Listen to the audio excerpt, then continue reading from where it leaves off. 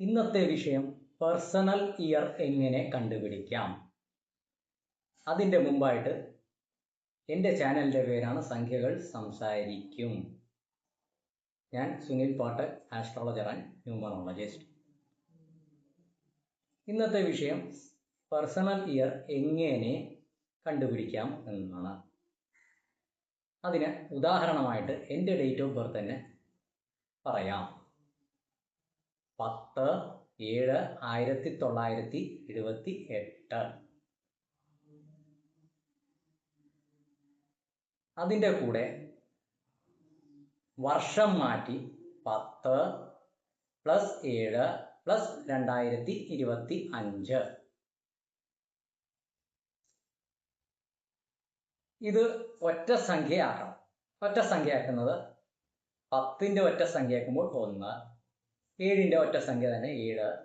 അപ്പോൾ 1 + 7 + 2 + 0 + 2 + 5 എല്ലാം കൂടി കൂട്ടുമ്പോൾ 17 എന്ന സംഖ്യ കിട്ടും.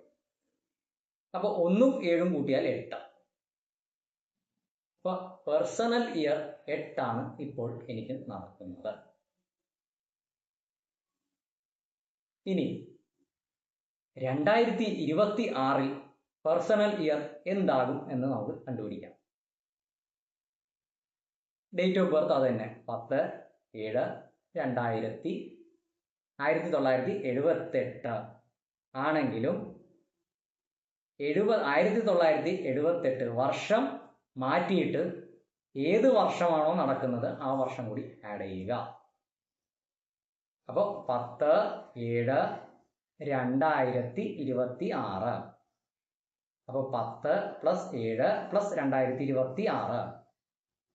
അപ്പോൾ ഒറ്റ സംഖ്യ ആക്കുമ്പോൾ 10 + 7 + 2 + 0 + 2 + 6 എല്ലാം കൂടി കൂട്ടുമ്പോൾ 18 എന്ന സംഖ്യ കിട്ടും. അപ്പോൾ 1 + 8 = 9. അപ്പോൾ പേഴ്സണൽ ഇയർ 9 2026 എൻ്റെ നടക്കാൻ പോകുന്നത്. ഇത് കണ്ടുപിടിക്കാൻ വളരെ എളുപ്പമാണ്. ഉദാഹരണത്തിന് നിങ്ങളുടെ ഡേറ്റും മാസവും കൂടെ വർഷവും ചേർക്കുക. അതാത് വർഷം. ഇപ്പോൾ ഈ വർഷം 2025, അതായത് 31-ാം തീയതി 12-ാം മാസം 2025 ആണ് ഇന്നത്തെ ഡേറ്റ്. ഈ ഡേറ്റ് 2025 മാത്രം വർഷം എടുക്കുക. നിങ്ങളുടെ ഡേറ്റും മാസവും അതിൻ്റെ കൂടെ ഇപ്പോൾ നടക്കുന്ന വർഷവും ചേർക്കുക. അതെല്ലാം കൂടി കൂട്ടി ഒറ്റ സംഖ്യയാക്കുക. ആ കിട്ടുന്നതാണ് പേഴ്സണൽ ഇയർ.